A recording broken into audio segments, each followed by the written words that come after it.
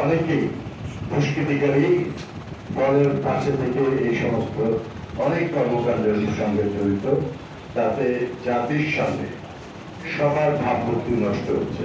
তাই তাদেরকে যে কোনো ভাবে আইনের দ্বারা প্রতিহত করতে হবে এবং আইনের শাসনে আনতে হবে। প্রিয় ভাইয়েরা আমার, যারা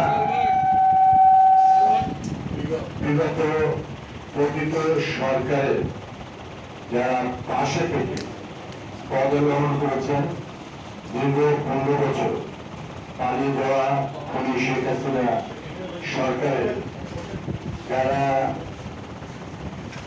দালাল, সন্ত্রাসী, লুটেরা, ভূমিদস্যু, জনগণের উপর নির্মম নির্যাতনকারী, বালুমহল দখলকারী এবং অনেক কিছু অবৈধ হত্যা গুম করেছে, তাদের যে কোনো সমর্থক সহযোগীকে দলের কোন নেতা কর্মী সমর্থক যদি প্রশ্রয় দেয়, তাহলে তাকেও দল থেকে পরিষ্কার করা হবে এবং আইনের হাতে তুলে দেওয়া হবে।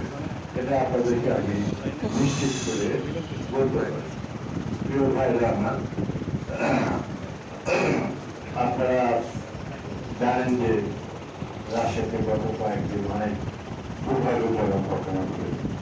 আমি দীর্ঘদিনে আপনাদের ভাই হিসেবে এই মহানগরীর প্রায় 18 বছর জেলের 1.5 বছর বাদে ধরে 18 বছর 3 দফায় মেয়র ছিলাম, 1 দফায় আমি এমপি ছিলাম। এবং আমি চেষ্টা করেছি যে সবাইকে নিয়ে এই শহর আমার না, আমার আমি, এগুলো হচ্ছে অহমিকার কথা। এই শহর আমাদের সবার, আমরা সবাই মিলে সুন্দর এবং সবাই মিলে শান্তির শহর করেছিলাম। সেজন্য 2004 সালে ইউনাইটেড নেশন রাজশাহীকে happy city of the world declare করেছিল। রাজশাহীতে ছিল শান্তি, সৌম্য, সৌহার্দ্য, সবুজ শিক্ষা নগরী রাজশাহীতে ছিল, সবাই নিরাপদে ছিল। কিন্তু সেটি গত যুগ ধরে নষ্ট করে মাফিয়ার আদর্শ কায়েম করেছিল।